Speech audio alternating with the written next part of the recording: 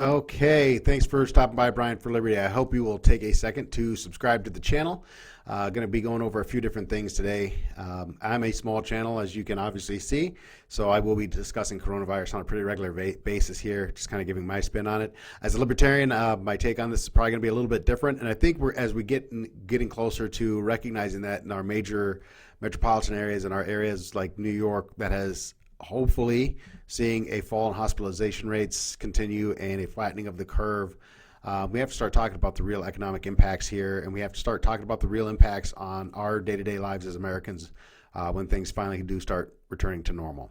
I'm also going to take a minute to talk about YouTube. We're going to talk about the economy, we're going to talk about liberty, and we're going to start it off with YouTube and some criticism of Google. I have done this before, and I'm going to do it again. I am very unhappy with the fact that they are demonetizing some of these YouTube channels, that you are not allowed to talk about coronavirus, essentially under penalty of losing your income that you're generating through your channel. And I think that's incredibly hypocritical. When you search for coronavirus on Google, the first results that pop up are going to be Fox, CNN, CBS, all these different major media channels. I've been watching the news just like the rest of you, and at the end of the day, all I can tell you is that I have not seen a single brought to you without commercial interruption coronavirus story or coverage. Okay, these guys are still racking up the money. They're still selling ad space, and at the bottom line on this is they are making way more money because they have literally a captive audience, people on stay-at-home orders, glued to the television and seeking out this information regarding coronavirus. And of course, and I don't blame them, as businesses, make the money. If you're going to sell the ad time, sell the ad time. Does it sound cold? Does it sound callous? Maybe. But hey, you've got to pay people, not just your wealthy on-screen personalities, but you've got people to pay, people on payroll. I'm sure that there are people working a ton of overtime. So sell the ads. It's okay. I'm not angry at the broadcast at the networks. What I'm angry at is a company like Google who owns YouTube, saying we're going to demonetize channels that discuss coronavirus, while at the same time that's a huge double standard, right? Let your creators make money just like anybody else. The unfortunate reality is we're dealing with coronavirus. You're not saving any lives. You're not bettering anybody's life because you are demonetizing channels. And some people generate some income off of this, but not a lot. What about the guy who does YouTube as kind of a secondary thing? All I'm saying is it's very hypocritical, and I think it's a bad move on YouTube's part. It's a bad move on Google's part, and I just don't like it, and I'm not a fan. So, again, the big broadcasters are able to make money. Nobody's telling them that they can't follow their business model just because there's a crisis. I don't think it's fair to say that YouTube creators can't follow their business model anymore. So I want to talk about coronavirus a little bit. A couple of things that I've been thinking about lately, and boy, this morning I was really spun up, and I kind of calmed myself down. I was going to get on here and just kind of rail against the whole government response to this thing. I was pretty fired up, but as I talked my way through it, cooler heads prevailed. And I think that there's a lot of, I've talked about this and I've mentioned this before. Obviously, I'm not an epidemiologist. Obviously, I'm not a virologist. I'm not an expert on this particular topic. And so it's wrong for me to try and render some form of expert opinion on how the government should have responded to this based on the fact that I don't know enough about the spread of this disease, how transmittable it is, and those kinds of things to say, well, this is a gross overreaction or whatever the case may be.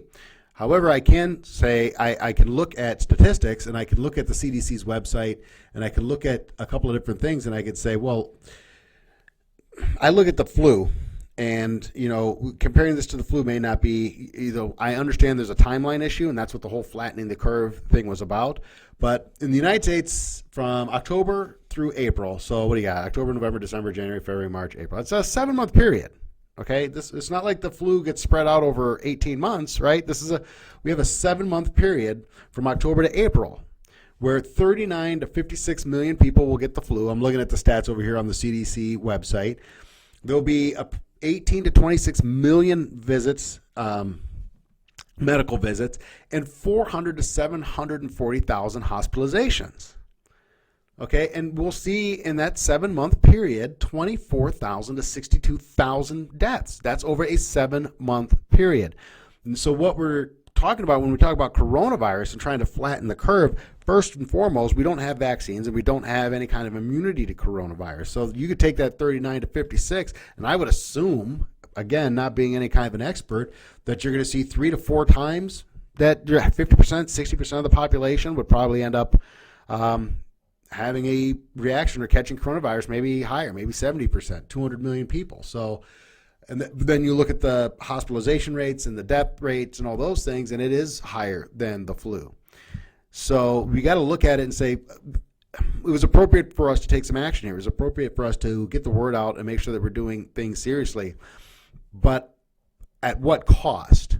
And this is where things get very, very difficult to discuss, because we are talking about lives. We are talking about people in the hospital. We're talking about people losing loved ones. This is dangerous. It's unprecedented since 1918, the Spanish flu. That's the comparison that we're getting on this. So it's really hard to say what the government should have or should not have done, but it looks to me like the actions that we've taken have flattened the curve. And I guess my question is at what cost and to what level should we have strove to flatten the curve? And this is where the conversation gets difficult. We have a great amount of unused capacity when it comes to our medical capabilities, our healthcare infrastructure. We have a great deal of unutilized capacity in our healthcare infrastructure right now. Yeah, I know we're having the Bernie Sanders and Medicare for all, and the U.S. healthcare system is terrible, and I know that you want to, a lot of you out there want to believe that, but the bottom line is we have a vast amount of unused capacity in our healthcare system right now. We sent the USNS Comfort to New York Harbor to take on patients to free up capacity there, and I think that at the end they ended up seeing 20 patients. Of the thousands of beds that are available on that ship, they saw 20 patients. In Seattle, we set up a massive field hospital. And when we talk about unutilized capacity, I'm not just talking about the stuff that's the day-to-day regular healthcare infrastructure that we have in this country. We have a massive healthcare infrastructure available to us through this Army field hospital that was set up in Seattle. I can't remember exactly how many patients it was capable of seeing. It didn't see any. They took it down. Seattle never hit to a capacity level where they had to use these other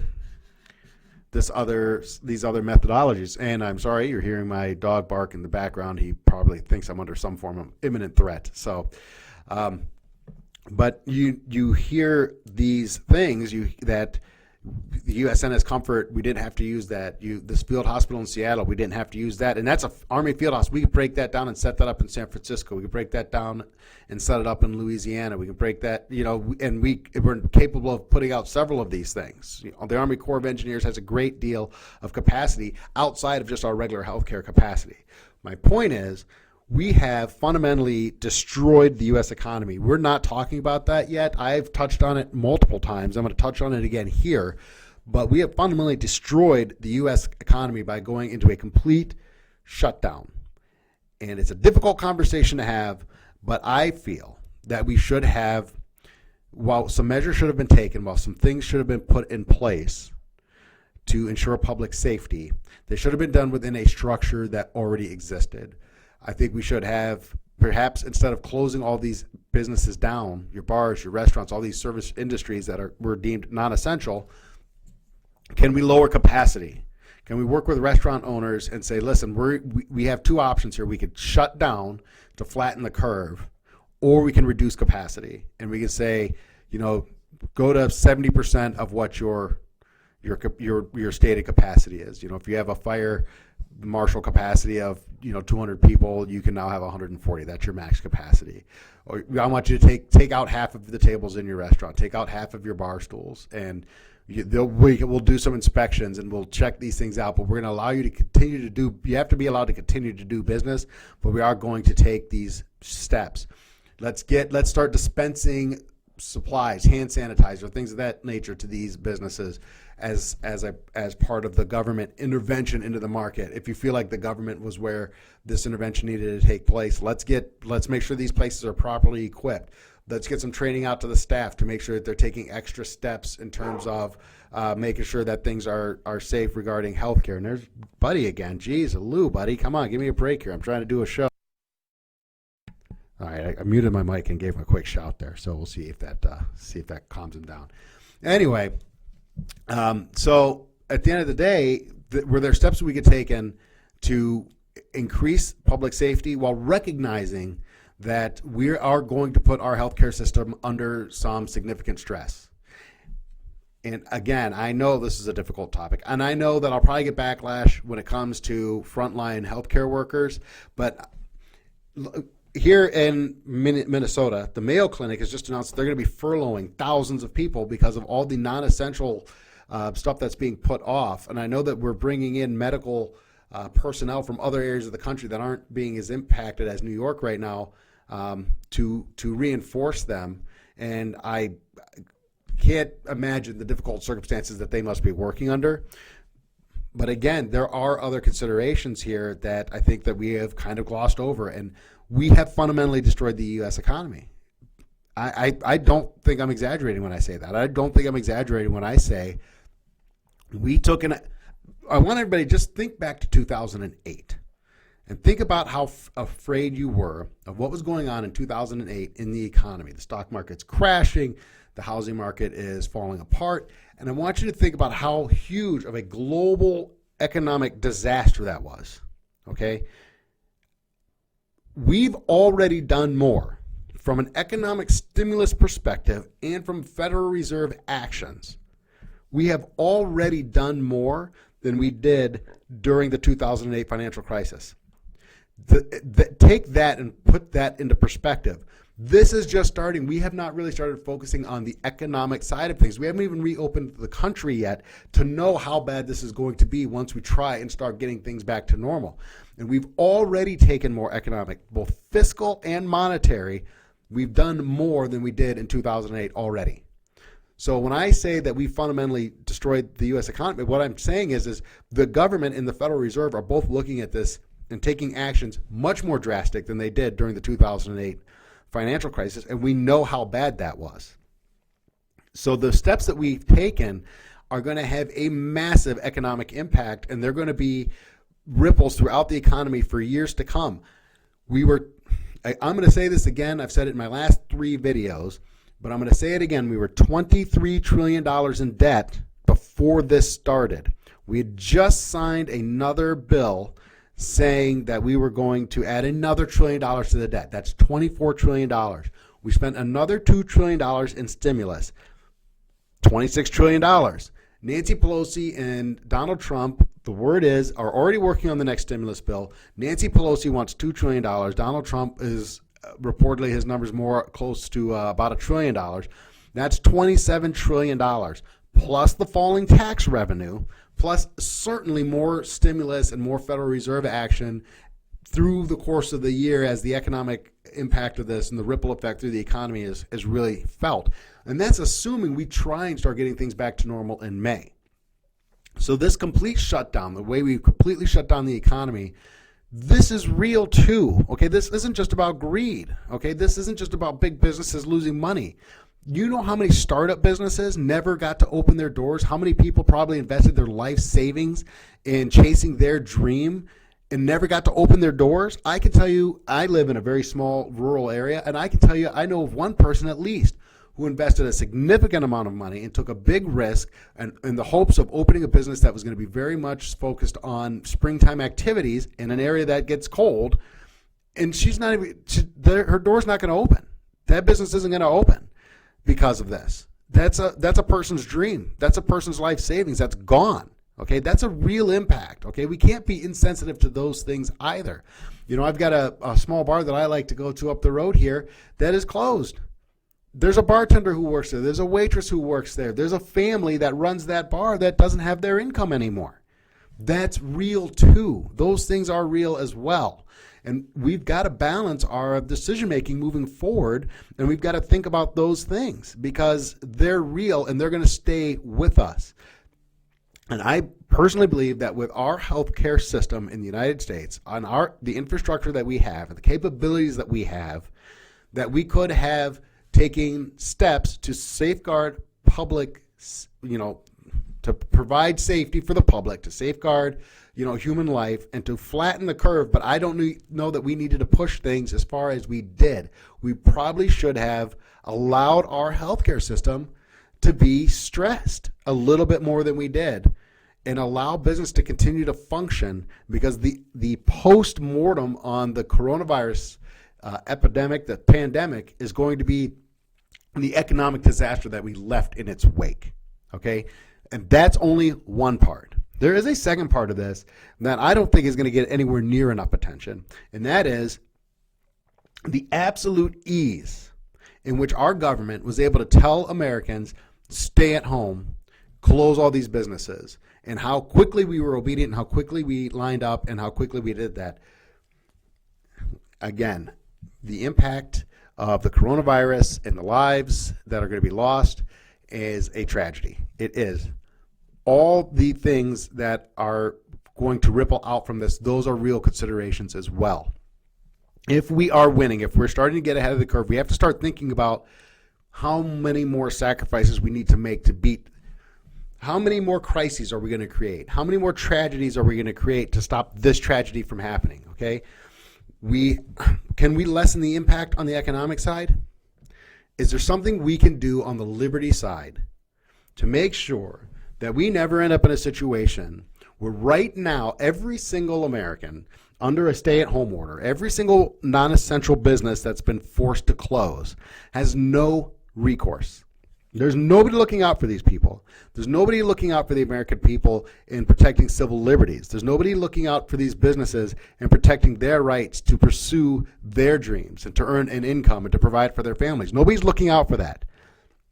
We don't have anything in place in the event of this kind of a crisis, in the event of this kind of an emergency, that allows us to push back. And that is dangerous in and of itself, because you don't want a desperate population locked in their homes considering severe actions, right? And I'm not going to go and speculate on what people may be thinking or what people may be considering, but boredom is a terrible thing. Boredom and desperation. Not only am I trapped in my house, but I've lost my job. Not only am I trapped in my house, but I've lost my life savings. Not only am I trapped in my house, but I've lost my business. People are going to be angry, and there's going to be a backlash from this. And we need to start thinking about, and we need to start being able to answer that question. Hey, did you do the right thing? What gives you the right? I have fundamentally lost my right to peacefully assemble. That's a constitutionally guaranteed right. The governor can't override the Constitution of the United States. He doesn't have that authority. The Constitution is the supreme law of the land. So where does he derive his authority to say I can't peacefully assemble? So we're going to look at this from a liberty perspective, and we're going to say, okay, we have to take steps. If I'm going to agree that government has a role to play and that it's okay for government to say we're going to take steps to protect public safety, that's fine. You also have your number one priority as the government is to protect my liberty. That's your top priority, and everything else has to work off of that. We have no structure in place, nothing in the way. And if we can declare an emergency, if we can declare a crisis, then I can just take away your freedoms. And what's my recourse to that? How do I fight back to that as an individual citizen? So that's a real issue that we have to address. That's a real question that needs to be answered, folks, because what's the next crisis? To what level of fear will we accept essentially just giving up all of our liberties and giving up all of our freedoms? At what point do we say, no, I'm sorry. I get to draw a line in the sand here, and I get to say that this does not rise anywhere near the level of the action that you're taking. That my liberty is more important than this thing. And that may sound cold. I told you some of these conversations are difficult in the face of a health crisis, but the bottom line is there's still questions that need to be answered. Okay, we have to talk about liberty. We have to talk about freedom, because these are the foundational principles of our nation. This is what makes our republic what it is. And if we're so willing to set those freedoms aside just to be safe, well, we know We know what Thomas Jefferson said: those who would sacrifice liberties for safety and security will end up with neither. We know that. We know that to be true. History has taught us time and time again that in time of crisis is when tyrannical governments rise to power. If you're a Democrat who said that Trump is literally Hitler, this should terrify you, right? You should be insanely afraid of what's happening right now. And honestly, you should be afraid of how easy it was to pacify the American people and force them to go home. That to me is something that we definitely need to be discussing. I think there needs to be. And I'm in Wisconsin, and I don't know where you all are tuning in from, but wherever you're listening from, what I would tell you is this: you need to start getting on the phone with your legislature right now and start demanding that a structure be put into place to protect your liberties in the event of a crisis. Right now, there should be a joint panel of Republicans and Democrats in the state of Wisconsin who are examining Governor Evers' moves, who are looking at the crisis, who are seeing what's going on, who can look at this as from an outside perspective and say, okay, enough. We've gone far enough. And Governor Evers should have to sit down before a panel when this is all over and answer for what he's done. And I'm not saying that as if he's done something wrong. What I'm saying is, my constitutional rights were taken away, and the governor should have to sit down and explain why that was necessary. We should be able to look at this outside of the realm of a crisis, setting everything aside as we move past this and we start returning to whatever normal is going to look like when this is all over.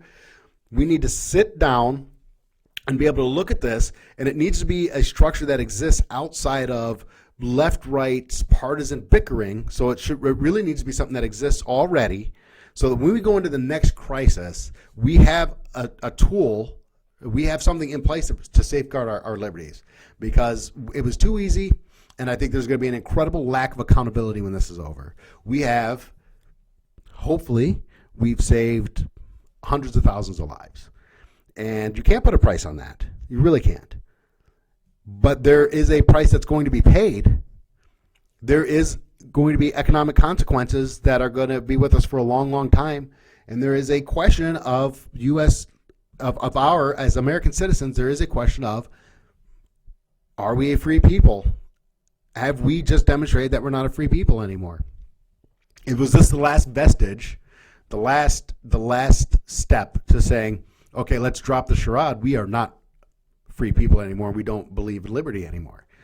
That's dangerous. And that should terrify you. That should be as scary to you as this virus is. So I want to thank everybody for stopping by. I hope you stuck around. Hope there's a bunch of you still watching. I think kind of the best stuff here came at the end. I'll put the net in my description. But I hope you'll take a second to subscribe to the channel. Share this video if you think the message is important. I will try and bring you a video every day. I will be back tomorrow. And thanks very much, and we will see you folks next time.